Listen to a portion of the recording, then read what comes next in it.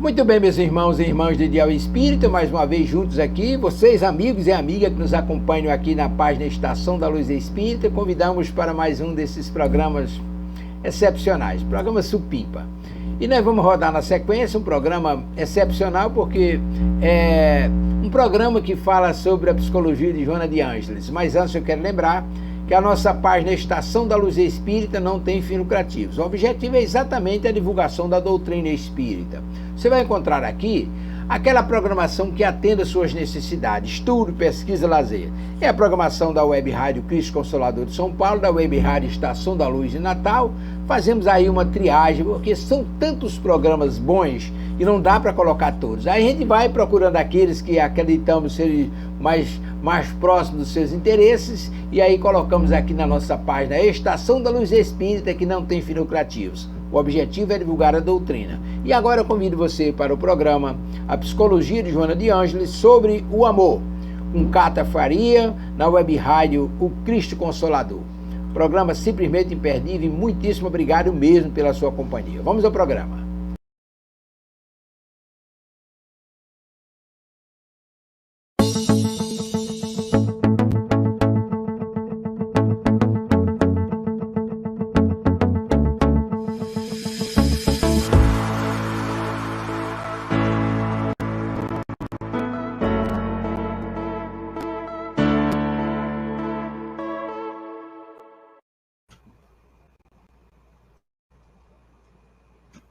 Boa noite, noite de estreia, muito boa noite, um novo programa, muita responsabilidade, falarmos de amor com Joana de Ângeles.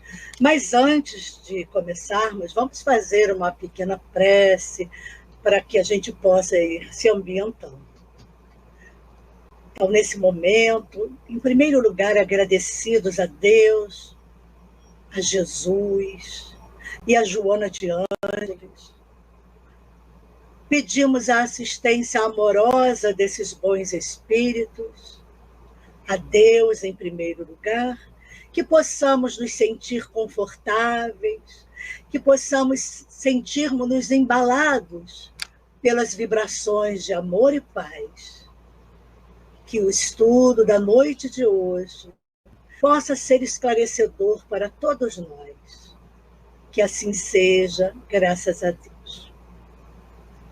Bom, muitos não me conhecem, o meu nome está aí, meu nome é Cátia, e nós vamos falar sobre um tema bastante, assim, as pessoas têm muita curiosidade para saberem o que os espíritos falam a respeito de amor e sexualidade, sexo e consciência, segundo Joana de Ângeles. Nós vamos fazer uma série de estudos sobre esses assuntos, porque eu estou me baseando em 2 livros de Joana de Ângeles que foram organizados pelo Luiz Fernando Lopes. Um é o Amor e Sexualidade, a Conquista da Alma, e o outro é o Sexo e Consciência. Esse amigo, esse irmão, ele fez uma caridade, ele fez uma grande pesquisa a respeito de todas o que Joana nos trouxe durante todo esse tempo, tudo sobre o amor, sobre a sexualidade, sobre a família. Ele fez uma organização maravilhosa e nós vamos aproveitar com certeza muito esse tema para que a gente possa esclarecer muitas dúvidas, que eu também as tenho, da questão da sexualidade na visão de Joana de Ângeles. Bom, para mim hoje é um dia comemorativo, porque falar de Joana, há 19 anos vimos estudando a sua obra psicológica, e é assim, um carinho muito grande. Eu quero agradecer muito à Web Rádio Cristo Consolador e a Silvia, querida irmã e amiga da Congregação Espírita Francisco de Paula, da qual nós fazemos parte.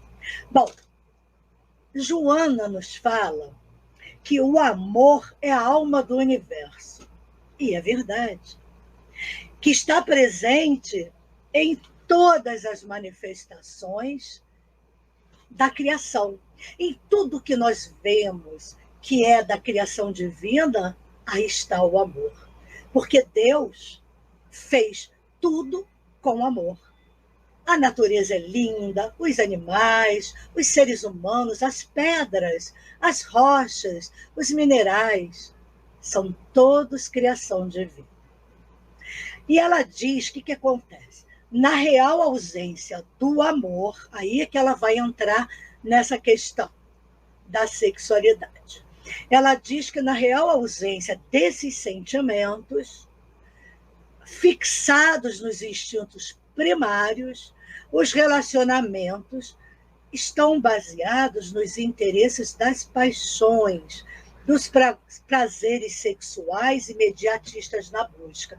Porque as pessoas, ninguém sabe ainda o que é o amor, esse amor que o Cristo nos trouxe, nos transmitiu. A gente ainda não sabe viver isso. Então, nós vamos viver desses instintos mais grosseiros, que é essa coisa, o sexo. E esses prazeres imediatistas são, muitas vezes, insaciáveis. Então, o que acontece? O espírito acaba substituindo essa busca da iluminação, que é o destino de todos nós, nas faixas mais grosseiras. Mas a Joana não fala em nenhum minuto, em nenhum livro, que sexo é feio, é sujo, é ruim. Ela não está combatendo isso. Ela está falando sobre o amor e a sexualidade como uma conquista da alma. É muito mais profundo isso. Então, ela fala que somente pouco a pouco nós vamos experimentar esse amor. Ela diz, e é verdade, porque nós estamos estudando há algum tempo dentro da psicologia sobre sexualidade humana. E o prazer sensual, ele é imediato. Desde os tempos remotos, o sexo tem sido utilizado de maneira irresponsável, desastrosa. Inclusive, quando a gente lembra desses filmes épicos, do tempo de Roma, e mais antigos ainda, a gente vê nas orgias, nas bacanais, todas essas formas mais grosseiras dos nossos instintos primitivos ainda. Então, o objetivo essencial do sexo é a fecundação. Mas ele tornou-se um vício. Por que é ruim? Não. Porque nós estamos ainda na fase grosseira desse sentimento. São as atrações, são as formas de fantasias que nós projetamos. Não sabemos ainda lidar com a libido, com essas sensações. Nós ainda confundimos paixão com amor. Atração pelos corpos, pela beleza, com amor. E não é verdade isso. Nós sabemos que precisa de muito mais para realmente a gente aprender a amar. O amor, inclusive, principalmente nos relacionamentos, ele é construído. O amor é construído com a parceria, com a cumplicidade, com a amizade, com a confiança, o respeito. Quando isso não entra nos relacionamentos, eles se tornam apenas paixões que acabam como chegaram. Bom, aí quando a Joana fala sobre os vícios, eu gostaria de lembrar de uma coisa muito importante, muito séria, que nós, da área da psicologia, estudando a sexualidade humana, que vícios são esses? Existem vícios, nós chamamos de parafilias. E o que são essas parafilias? O que é parafilia? São as fantasias, são os impulsos ou comportamentos recorrentes, intensos, excitantes sexualmente, vejam bem, que causam sofrimento ou incapacitação, que envolvem objetos inanimados, crianças, adultos não consentidores, sofrimento ou humilhação de si mesmo ou do parceiro para causar danos. Então, esses são vícios. Assim como o álcool, como a droga, como o cigarro, como a comida, também o sexo compulsivo, que se torna um vício. Quando a gente chama de parafilia, é porque são comportamentos que causam sofrimento ao outro, que não está consentindo, não é consentido. Então, é uma parafilia. Agora, quando ela diz que o sexo é bem atendido pelas emoções do amor, ele consegue indiscutíveis resultados de prazer e do progresso humano. Olha a abrangência do amor e do sexo quando bem compreendido. Ele, além de estimular o progresso humano, estimula todos nós no rumo das emoções mais nobres.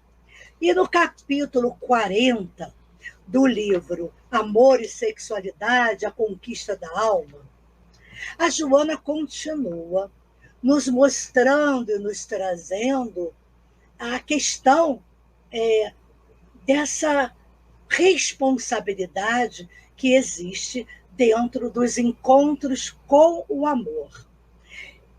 O que ela fala que a sociedade moderna, conforme no passado, dizendo que o amor é um fenômeno emocional. E é verdade, é através da emoção, de olharmos o outro, de olharmos a pessoa com quem nós temos vontade de conhecer, até de nos relacionar e até de casar. Então, ela diz que o amor é um fenômeno emocional que só raramente se expressa. Mas como assim? O amor na sua profunda significação, que nós ainda não conseguimos dar, não conseguimos dar esse significado maravilhoso que é essa emoção do amor. E ela fala uma coisa muito interessante, que as colocações para o amor, que não passam de sentimentos, quando não é amor, confusos, as buscas atormentadas, não significando ser a real conquista da evolução do indivíduo.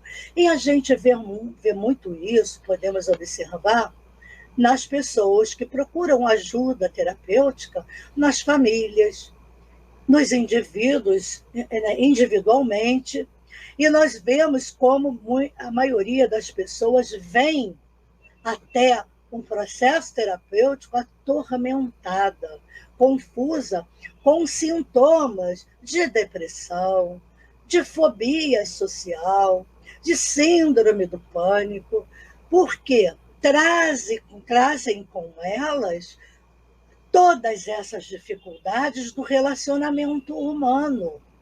Porque se relacionar é muito difícil, a gente vê isso todos os dias, nas novelas mostrando como eu não posso nem citar nenhuma novela atual, porque eu não tenho mais tempo de assistir, mas eu gostava de assistir certos temas para ouvir os diálogos, o que era falado, porque às vezes aparece, claro, no setting terapêutico, alguém que cita algo que está acontecendo na atualidade, numa novela, e até no BBB, e a gente fica assim meio perdido.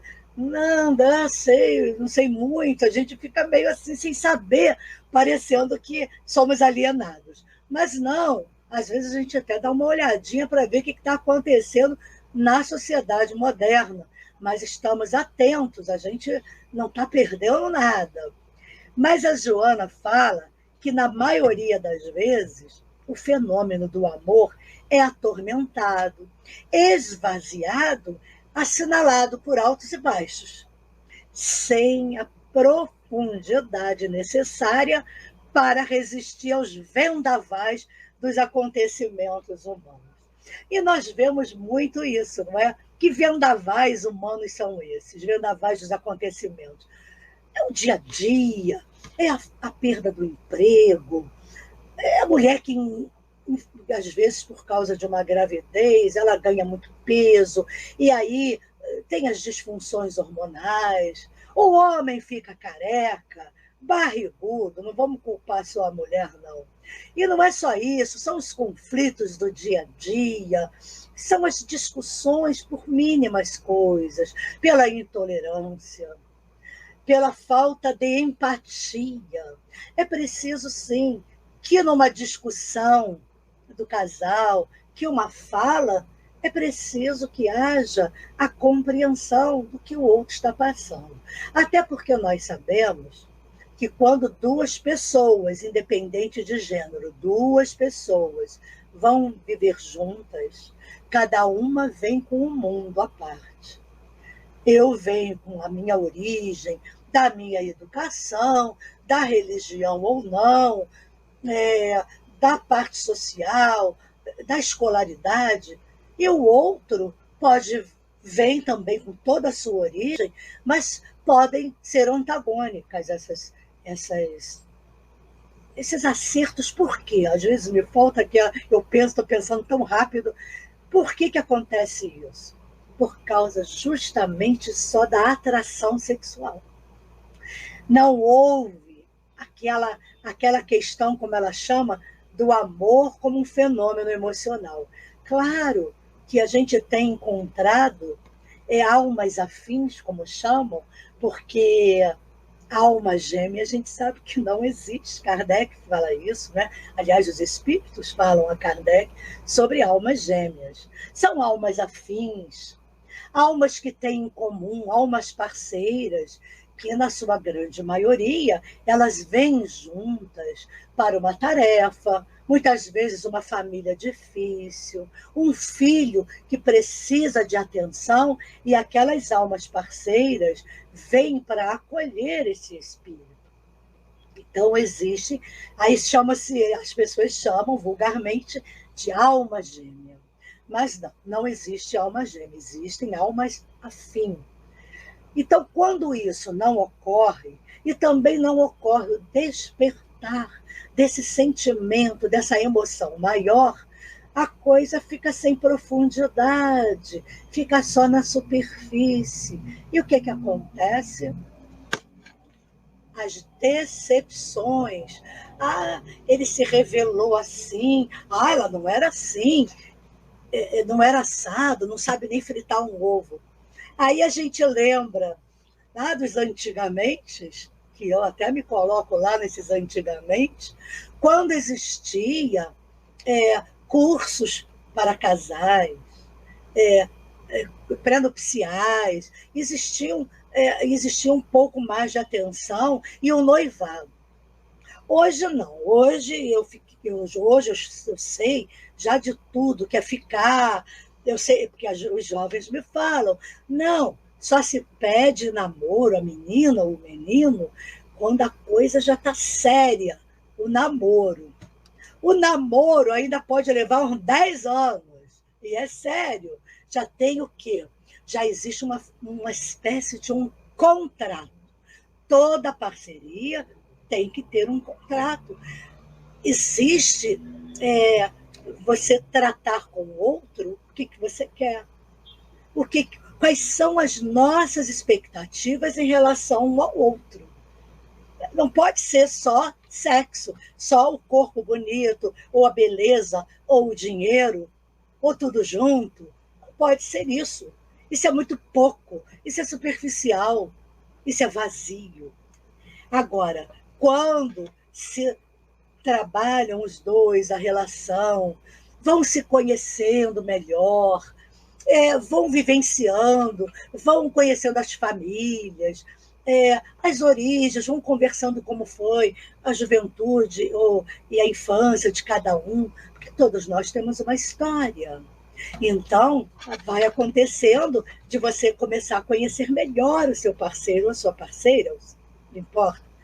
Então, quando acontece isso, claro que eu não posso me surpreender, porque se eu estou noiva já para um casamento, aí antigamente, né? Preparava-se o enxoval, não é? No noivado era o dia dos presentes para aquelas coisinhas menores, né? O pano de prato, o lençol, tudo isso se dava no noivado, as famílias. Mas hoje não é bem assim, porque quando o jovem eles tomam uma decisão que, na sua maioria, são decisões muito, muito apressadas e impulsivas, vão logo morar juntos, né? Mal se conhecem. Depois que vem os vendavais dos acontecimentos humanos, nossa, eu não estava preparada, não, eu não sabia que morar junto era assim. Eu não sabia que era assado, eu não conhecia, eu não tinha uma experiência nisso, ninguém nunca me ensinou nem fazer arroz. Eu não sei lavar louça, mas não foi visto isso antes. Que banheiro se lava, cozinha se lava, se higieniza a casa, se troca roupa de cama. Gente, eu estou falando isso baseado na minha experiência e nas experiências de supervisão que a gente tem dos outros profissionais. Então, tudo isso é vida real. É não varrer a casa. É disputar. Não, lava você primeiro. Ou então chegar para a gente e dizer assim, você não acha que tem que ser tudo igual? Homem, mulher, todo mundo tem que lavar a louça, não é só a mulher ou só o homem? Claro, os dois devem fazer esse contrato, ou quem lava a louça do almoço ou do jantar, enquanto um lava, o outro enxuga, o outro e guarda nos devidos lugares. Tudo deve ser combinado. Mas não, é uma surpresa porque cada um acha o outro folgado. Você não acha que é muito folgada querer que eu faça isso? Eu sou homem, eu tenho tempo para fazer isso. Mas se os dois moram na casa, a casa é dos dois, tudo deve ser compartilhado. Então, num contexto de pessoas solitárias, principalmente, conformistas ou rebeldes, a Joana fala que há um receio injustificado de amar. Cada um quer poupar-se de problemas do envolvimento afetivo, que sempre, que acabei de falar, se apresentam nos relacionamentos. Então, nós ficamos assim, não é? Meio ressabiados, será que eu me envolvo? E fica pulando de galho em galho, ficando aqui, eu estou ficando ali, e vai ficando na casa do papai, da mamãe, onde tudo é bancado, onde ele só estuda ou só trabalha, ou trabalha e estuda, mas nem contribui no lar com nada. Mas ele fica, leva ficante para casa, porque agora está na moda, não é? É melhor, conversando com pais, eles dizem que preferem que a filha receba o namorado em casa, durma ali nos olhos deles, do que sair para algum outro lugar, os motéis, seja o que for, porque eles estão de olho. Tudo bem na educação de cada um. Mas acontece que, mesmo sendo dessa forma, não há um conhecimento um do outro. Fica tudo na superficialidade. Agora, uma coisa muito importante, o Deilson está dizendo que tem uma alma gêmea, que nos juntamos para gemer. Dor na coluna, dor na cabeça. Exatamente. Adorei, Deilson. Vou pegar essa para mim. Ela diz com a predominância do egoísmo, porque todos nós somos egoístas. O que é o egoísmo? É o ego voltado para o umbigo, voltado para mim. Em primeiro lugar, eu, E segundo eu. Ah, terceiro eu também. O quarto sou eu. Não, o quinto sou eu também. Então o outro que se dane. Eu tenho que ter o meu prazer. Sou eu que tenho que receber primeiro. Então ela diz que todos pretendem ser amados, com certeza. Mas a gente esquece que quando a gente dá, não é, a gente espera uma retribuição, principalmente na área afetiva.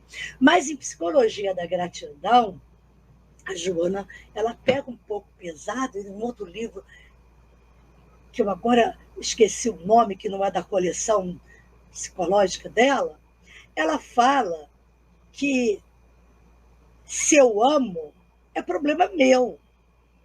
Agora, se o outro me ama, ótimo, é um problema nosso. Agora, eu não posso esperar do outro aquilo que ele não pode dar. Exigir do outro coisas que ele não tem para dar.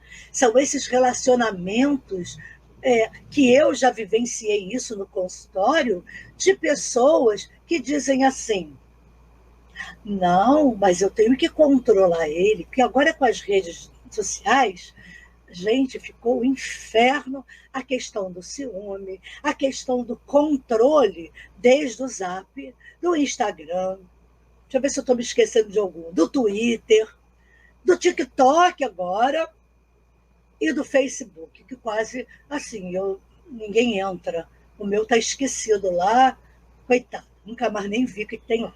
Mas em toda essa rede social existe esse controle com os casais. Não tem essa coisa de ser jovem ou mais velho. Toda pessoa, isso que tem, eu venho percebendo isso e é verdade, que tem uma falta de afeto, que tem uma necessidade afetiva muito grande, que sofreu desde criança o abandono, a privação emocional, ela acaba querendo exigir, ela tem uma fome de amor, de atenção, do que não aconteceu com ela. A criança não cresceu. A criança continua no desejo de querer também ser amada. Então, ela faz isso com a parceria. Ela acaba não se dispondo a amar, apesar das queixas em torno da questão. Isso a gente vê muito em terapia de casal. E é riquíssimo quando a gente tem essa oportunidade. Riquíssimo no sentido da gente poder entender as relações e ajudar, é claro. Não é para a gente usar isso como só um caso clínico, mas são aprendizados muito grandes, porque aí nós temos a comprovação da reencarnação, da nossa vivência no planeta. Normalmente, ela diz também que o amor é confundido com os impulsos sexuais, é o que eu estou falando. As pessoas querem logo casar. Eu estou iniciando com um cliente que tem 6 meses que ele conhece a moça, jovem ainda, ele trabalha, está muito bem posicionado pela pouca idade, tem 6 meses que estão morando juntos e vão casar daqui a 2 meses. E ela, no comportamento dela, demonstra uma bipolaridade, uma questão de humor que varia e toma remédios. Então, você veja, mesmo assim, ele insiste nesse casamento. Ele está chocado que acabou discutindo com uma falta de respeito. Mesmo assim, ele insiste que tem que casar porque eles se amam. Se amam? Será? Ele está com depressão, está se sentindo muito confuso, mas o casamento está de pé. E a gente faz o quê? Tenta fazer uma psicoeducação, mostrar, não que não case, não é o nosso papel, mas o papel de dizer, você talvez esteja muito cedo para tomar essa decisão. Quem sabe esperar mais um pouco para ver as coisas de tratamento E você também melhorar dessa depressão, disso tudo que você está sentindo. Não, mas a gente vai casar. Tudo bem também. Tudo bem. Não tem problema. Agora vamos assumir os vendavais. Como vamos enfrentar os vendavais que acontecem no decorrer da nossa jornada?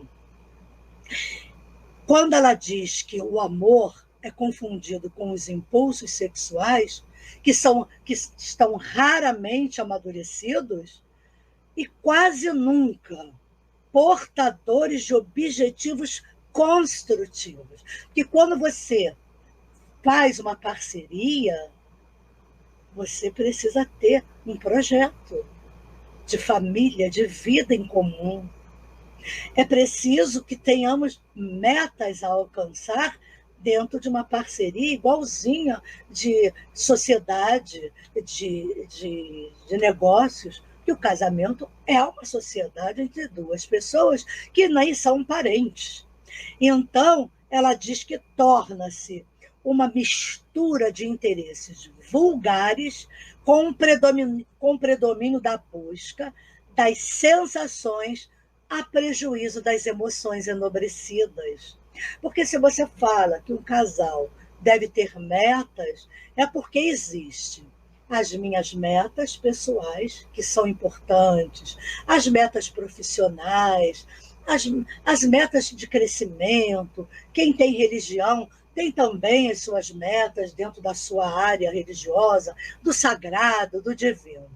E o outro também. E quais são as ocorrências nisso aí? Não se fala das metas. Então, quando você vê, o marido começa a implicar com o trabalho, com a mulher indo para a faculdade, e a mulher também exige que ele dê mais atenção em casa, se ele trabalha muito. Ninguém se conhece e ninguém estabelece os limites da individualidade. O casamento não é uma simbiose. Não somos um. Jesus dizia que ele era um com o Pai, mas no sentido da vontade do Pai. Jesus é Jesus, Deus é Deus. Eu e o meu marido, né? Ou a minha mulher, ou não importa o gênero, eu e minha parceria, não somos um, somos dois, com espaços delimitados, com suas vontades, com os seus desejos e tudo aquilo que é natural do ser humano. Mas, Kátia, você está falando isso? Tá, e as metas que você está falando, né? Os projetos. Então, quando eu me afinizo com alguém, estabeleço com essa pessoa uma relação, o que nós vamos fazer? Por que nós nos atraímos? Pelas metas e projetos em conjunto que vamos conversando e vamos ter, não é? Namorando, né? Namorar é ótimo, né, gente? É uma coisa maravilhosa. Então, é aquele momento em que cada um diz para o outro aquilo que o outro quer ouvir. Mas isso não é bom. O bom é dizer, olha, você tem fazer perguntas mesmo, inquérito. E aí, qual é a sua religião? Você tem pai? Você tem mãe? Você vive aonde? Você ganha o quê? Assim, do que você vive? Você estuda? Trabalha, estuda? Ou é daquela sigla nem estuda, nem trabalha? Porque o outro pode estudar e pode trabalhar. Será que eu quero uma pessoa dessas na minha vida? Então não é melhor, enquanto não se estabelece um vínculo, saber um pouco um do outro, seus projetos de vida. Eu tenho muita vontade, sabe, de me casar um dia, ou de formar uma família. Não estamos falando aqui de papel. Não é tão importante, porque os direitos hoje são adquiridos até vivendo juntos por um tempo, já está casado. Então, não é disso que eu estou falando. Eu estou falando dos projetos em comum. Eu tenho muita vontade de viajar, conhecer o mundo. Aí o outro diz assim, ai, você sabe que eu não tenho? E eu não gosto de viajar, e eu tenho medo de avião horrível. Não tenho vontade, não tenho, assim, espírito para viagem. Aí o outro diz, mas como? Olha, eu já fui a Paris, é lindo, que lua de mel maravilhosa, se a gente se casar, a gente podia fazer. Esquece. Se a gente for a Campos do Jordão, já tá bom. Mas Campos do Jordão, então, é bonito, mas o cara está querendo oferecer, ou a mulher tem esse desejo, eu gostaria tanto de passar uma lua de mel em Londres, passear, conhecer o castelo da rainha. Aí o cara olha assim, mas isso é uma fortuna. Aí ela olha, mas nós vamos juntos, vamos dividir as despesas, porque hoje o certo, o ideal, quando os dois trabalham, é dividir as despesas. Aí se torna nesse sentido. Mas cada um, mesmo tendo até a senha, a conta do outro, deve gerir a sua conta individual. Nada de misturar, porque cada um é cada um. É muito bonito conta conjunta, mas cada um deve mexer na sua própria conta. Então, o que acontece? Nós vemos essas pequenas desavenças e aí diz que é incompatibilidade, depois que casa e dá tudo errado. Não, você não perguntou. Eu me lembro que eu fiz isso com uma cliente, que ela era solteira, mas já tinha vivido com uma pessoa, não importa. E ela tinha horror de criança. E todo namorado que ela arranjava era ex-casado, tinha um filho pequeno, que tinha que pegar final de semana, que tinha que dar pensão. Tudo bem. Aí ela veio à terapia para conversar isso. Kátia, assim não dá, eu não aguento isso. Poxa vida, esses homens, depois que a gente está junto, que vem falar que tem filho. Aí eu, me lembrei de uma coisa sobre recursos humanos. O que a gente traça quando a gente trabalha em recursos humanos na profissiografia? O teu chefe te encomenda uma secretária ou um almoxarife, seja o que for, ele te dá um perfil. Nesse perfil, o teu chefe diz, eu quero que saiba inglês, eu não quero muito jovem, eu quero já uma mulher mais madura, com responsabilidade, com mais experiência, e vai traçando lá o perfil. Eu recruto, né? O recrutamento é dentro desse perfil. A seleção, dentro desse recrutamento, eu tiro 3 pessoas que eu percebo ter um perfil dele, do patrão, ele quer aquilo. Pego as 3, marco com ele e ele vai entrevistar cada uma. O que for mais simpático para ele, fica. Mas a decisão é dele. Mas se errar, o erro foi nosso. Que a gente também se responsabiliza para dar uma força para o patrão, né? Que a gente não é bobo nem nada. Então, o que acontece? A mesma coisa, gente, é o nosso perfil de parceria. Como é mentira que não existe. Claro que a gente gostaria de que caísse nossa alma parceira, mas não é possível. E aí, nem sempre é possível, porque a maioria das relações a gente sabe quais são, né? Aquelas igual porco-espinho, todas assim. Então, o que acontece? Traça pelo menos uma base. Veja bem, não quero homem divorciado, nem casado, pode ser viúvo, divorciado, se tiver filhos, tudo independente, que não dependa mais. Não, eu quero um homem sem filhos, porque eu sou solteira. Eu quero para vivermos as mesmas experiências, gente. Porque quando você vem com um pacote, o outro que não tem o pacote, não adianta que vai haver estranhamento. Isso aí não adianta. Raros são, não vou dizer que não existam, gente, existem homens e mulheres maravilhosos que aceitam os filhos, mas às vezes a que se separou não aceita que a outra tome conta ou que veja as crianças. Então a gente tem que ter muita atenção. Então o perfil dessa menina. Aí eu falei assim, você já pensou no seu perfil? O que te atrai nessas pessoas que você acaba ficando tão Aí ela diz assim, tem que ser bonito, tem que ter um carro. Ela descreveu coisas só de aparência. Eu falei assim para ela, por que quando vocês não marcam, estão ali, numa lanchonete, num barzinho, seja lá onde for, por que você, antes de se envolver, você não pergunta? Me diga uma coisa, filhinho, você é casado? Não. Que bom. Você trabalha? Faz o quê? Começa a perceber. Não é porque é solteiro, não tem filhos. Você tem filhos? Olha, eu até tenho de uma relação aí que aconteceu, mas olha, ele vive com a mãe, mas eu dou pensão, eu ajudo. Também já não é meu perfil, porque um homem responsável que não assume o filho também já, né, já coloca de pé atrás. Então, ela passou a fazer isso logo no primeiro encontro, de conversar, de fazer uma entrevista. Deu certo. Deu certo. Ela acabou casando com uma pessoa solteira, tudo como ela queria, os dois trabalhando, foi tudo ótimo. Um dia eu pego no Facebook dela que ela estava com outro marido. Ela se separou daquele, não deu certo. E com esse marido atual, ela teve um filho, com uma coisa que ela não queria. Então a gente vai vendo como é interessante isso, como a gente não consegue segurar, mesmo traçando o perfil. Mas é claro que quando você tem algum perfil na sua cabeça, você pode errar um pouco menos.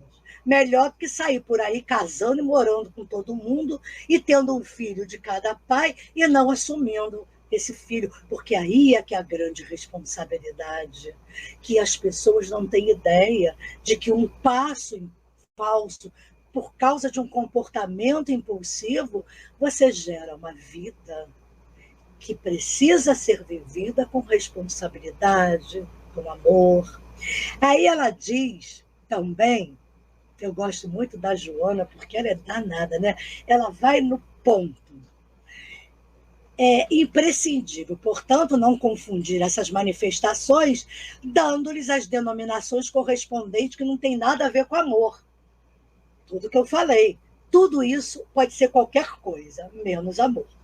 Até quando eu traço perfil, aí encontro o perfil da minha vida, a pessoa não sente nada. Aí fica assim no consultório. Kátia, eu não sei o que tem comigo. Todo mundo que me ama, eu não amo. Eu só amo quem não me ama. Olha só, isso assim, aquilo de pior que você pode falar para alguém. Eu só amo quem me ama. Eu não amo quem me ama e só amo quem me maltrata. Então, ela diz que o amor é um sentimento que brota espontâneo. Vou falar disso, Deilson, rapidinho. Da mulher que proíbe religião do outro, e isso dá uma confusão, isso dá uma palestra. Então, ela diz que o amor floresce através, olha que é verdade, ele floresce a partir de ações benéficas, capazes de gerar alegria, bem-estar e progresso para cada um, tá? A gente não está aqui puxando a sardinha para ninguém. As duas pessoas, essa parceria, precisa ter isso uma com a outra. É altruísta sem alardear as suas metas, impregnando todos os quais se dirigem. O que ela quer dizer aqui? Alardear as metas é começar a falar, eu quero ser rico, eu vou ganhar dinheiro, eu quero ter uma casa assim, espanta até o outro que quer realmente ter uma casa própria, uma casa confortável, mas não tem esse ego desse tamanho, prefere uma coisa mais duradoura, mais certa, do que ficar fantasiando. Olha, uma demonstração de amor. Às vezes, eu gosto de contar um caso foi algo que eu ouvi em algum lugar, de algum curso, e que um casal velhinho, que se amavam muito. Então, eu não sei porquê, quem lembra da famosa bisnaga, aquele pão que tinha sempre uma pontinha a parte do meio. Mas eu não sei por quê que a pessoa que contou esse conto não falou dos dois lados do pão. Tudo bem, tudo bem. Ela disse assim, que esse casal chegou um dia, também não me lembro mais por quê, se era aniversário de alguém, disse assim, hoje eu faço questão, meu bem, porque ela sempre dava a parte do meio para ele, aquela mais gordinha, e ficava com o biquinho do pão. Anos, mas anos a fio, ela disse, por amor, ela tinha vontade de fazer essa ação, ela ficava feliz, não era ele exigindo nada disso. Um dia, não sei cargas d'água, que ela disse assim, ele disse, hoje, meu amor, eu faço questão que você coma essa parte do meio. Ou um ou outro, gente, eu não lembro, mas a história vocês vão entender. Quando eles trocaram a parte dos pães, ele disse assim, a minha vida toda eu tinha tanta vontade que a parte que eu mais gosto é do biquinho do pão. E ela disse, eu sempre gostei do meio, mas eu achei que você gostava da pontinha, por isso que... Ou do meio, seja lá o que... Mas aí é só para mostrar como o diálogo é importante. Não tem nada demais dizer que gosta disso ou daquilo, porque às vezes a gente não diz com medo do outro ir embora. Aí vive insatisfeito o resto do casamento.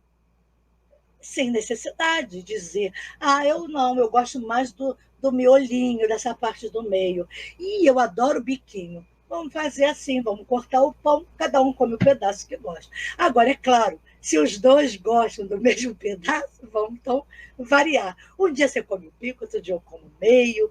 E assim a gente vai acertando, a gente vai encaixando os espinhos sem encostar, como a história dos porcos espinhos. Então, muito perto, espeta. Muito longe, faz frio. Então, vamos encaixar até um ponto que nos barre no espinho. O espinho na carne do outro, mas sabemos que temos pontas para acertar. E, deixa eu ver quanto tempo falta, porque eu falo como não sei o quê. Então, ela diz também, se não se deriva dos sentimentos profundos da alma, gera o quê? Hostilidade, irritação. Facilmente aquele homem ou aquela mulher se irritam um com o outro, porque não estão satisfeitos e vão juntando. E vai jogando para debaixo do tapete. Daqui a pouco o tapete tem uma barriga gigantesca, cheia de coisas não faladas. As pessoas pensam que deslealdade é a infidelidade, é traições, isso também. Mas a deslealdade também é não dizer para o outro aquilo que não está bom e enfiando debaixo do tapete. No dia que o caldo entorna, que é a gota d'água, como diz a música, pode ser a gota d'água. Tum! Aí a pessoa pega aquele tapete, sacode tudo em cima do outro e diz, é por isso que eu me irrito. O outro recebe aquela tapetada com aquela sujeira toda e se sente estarrecido que nem sabia que o outro não gostava disso, daquilo, do bico do pão, seja do que for, porque não há diálogo, comunicação, não se falam das coisas, porque como nós não temos certeza do amor, porque não é amor muitas vezes, na maioria, tem medo de perder. Mas ninguém perde o que não tem, porque ninguém é dono de ninguém. E então a Joana fala que quando o amor se exterioriza do coração, produz um encantamento em relação à pessoa querida, com altas doses de quê? Empatia. Empatia responsável pelos sentimentos de doação, de sacrifício, de beleza. Porque a gente tem que ter empatia pelo marido e o marido pela esposa, o parceiro pelo parceiro, a parceira pela parceira. Por quê? Gente, desculpe, estou com sede, bora. Se colocar no lugar do outro. Por que ele não gosta disso? Mas eu me lembro que ele falou que vinha de uma família, ou ela, seja o que for, cheio de irmãos. E ele nunca chegava para ele um pedacinho de pudim de leite. Agora eu entendo, porque quando eu faço, ele acaba comendo tudo, nem deixa para mim. Passa até a frente dos filhos e come. A criança, não atendida, está ali ainda.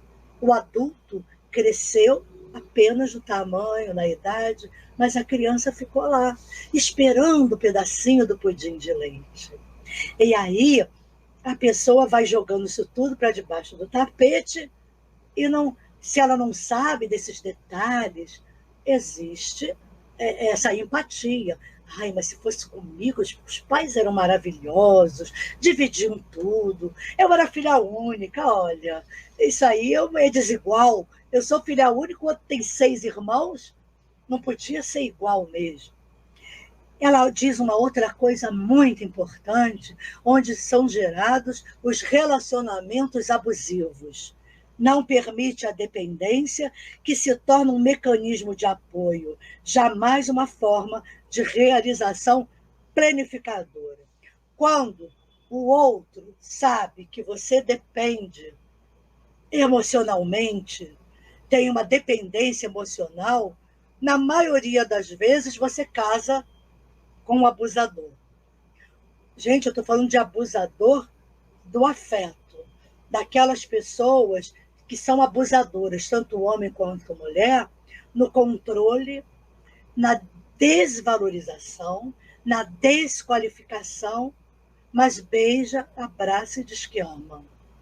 Então, na maioria da violência contra as mulheres, principalmente, quando elas vão dar queixa e quando chegam na juíza ou no juiz, na maioria agora são juízas, há um projeto sobre isso, elas dizem assim: poxa, doutora, mas ele diz que me ama, até me beija. A pessoa ela é tão carente, ela é tão dependente do apoio emocional e, na maioria, também o financeiro, que ela se sujeita ao abuso porque ela também foi abusada. Quando você faz a anamnese, o levantamento numa terapia, ela diz que os pais eram abusadores, que o padrasto abusou dela sexualmente. Existem vários tipos de abuso. Aí, se você se submeteu, você vai continuar se submetendo. Ou então, você vira o jogo, você passa a ser o abusador. A gente vê isso demais. Então, é como ela diz, não pode ser permitido essa dependência, nenhum tipo de dependência. E ela fala que a humanidade, que eu vou fechar já, registra a abnegação de homens e mulheres notáveis, cujas vidas iluminadas pelo amor tornaram-se exemplos edificantes e inolvidáveis. Aí a Joana, ela fala de tudo isso, mas no final ela dá o caminho. Assim aprende também a amar. Deixa que o sentimento da amizade se irize de ternura e cresça em forma de amor. Tranquiliza-te, permitindo que a alegria do encontro te constitua a emulação para o prosseguimento. Quem experimenta o amor nunca mais é o mesmo. A Joana fala disso tão bem de Jesus. Ela diz: quem conhece Jesus nunca mais é o mesmo. Nossa, eu fico assim emocionada, porque realmente eu sou uma apaixonada por Joana de Ângeles. Ela finaliza assim: constatarás que o amor é a meta que deves alcançar. Olha a dica, a meta dessa relação, entregando-te a sua realização, cada vez mais fácil e atraente, felicitando-te e a humanidade em cujo contexto te encontras. Porque nós estamos dentro de um contexto de família e de humanidade. Então, gente, eu não pude responder, falar com o Deilson sobre a questão da religião. A gente pode vai falando em outros temas, porque nós temos muitos temas ainda que nós vamos falar. Nós vamos falar sobre temas empolgantes. Vamos falar sobre energia sexual, sexo, reencarnação, sabe, falar sobre o aborto, sexo e obsessão, os transtornos sexuais, religião e os transtornos sexuais. A gente vai falar sobre um monte de coisas a esse respeito, sobre a questão da visão da Joana sobre o amor. Então, a gente vai continuar os nossos estudos, se assim for permitido. E se vocês não esquecerem, por gentileza, de dar o like. Assim o YouTube entende que as pessoas gostaram desse assunto e ele vai replicando isso para outras pessoas. Se você gostou, deixa o seu likezinho aí, que eu também vou gostar muito, tá bom? Gente, agradeço a honra de ter vocês aqui, a Silvia, o Deilson, a Dídima, a Vânia, a Zenilda, e outros mais que eu andei vendo aí, Rosângela, eu vi quem mais? Gleides, o Kleber, o pessoal aí de Joana. Então, boa história, né, Vânia? Realmente muito boa. Então, vamos encerrando a nossa noite de hoje, agradecida a Deus, em primeiro lugar, a oportunidade desse espaço tão precioso, e não só agradeço, como agradeço a paciência que vocês tiveram de aqui me aturar, me ouvindo, falar de tudo isso. Espero que seja agregado aos valores e aquilo que todos nós que somos espíritas pensamos, não é? Então, eu acho que eu ainda dei assim um tempinho, mas eu estou dentro do horário e ninguém precisa me expulsar. Eu estava com medo do tempo acabar e eu não consegui realmente dar o recadinho da Joana, viu? Quem dá esse recado, não esqueçam nunca, é Joana de Ângeles, esse nobre espírito, essa mulher maravilhosa, desde Joana de Cusa até hoje, a nossa Joaninha querida. Muito obrigada a todos e até sexta-feira que vem vocês têm um encontro comigo, hein? Agora, quero todo mundo aqui, vão divulgando, levando para mais pessoas. E Deilson, eu juro para você que eu vou falar sobre isso, tá bom? Obrigada a todos. Temos a nossa amiga que vai encerrar aí. E tudo bem. Um beijo para todos vocês. E um bom final de semana também. Obrigada. Cadê a nossa amiga Amanda, que vai fazer o encerramento aí? Eu acho que faltam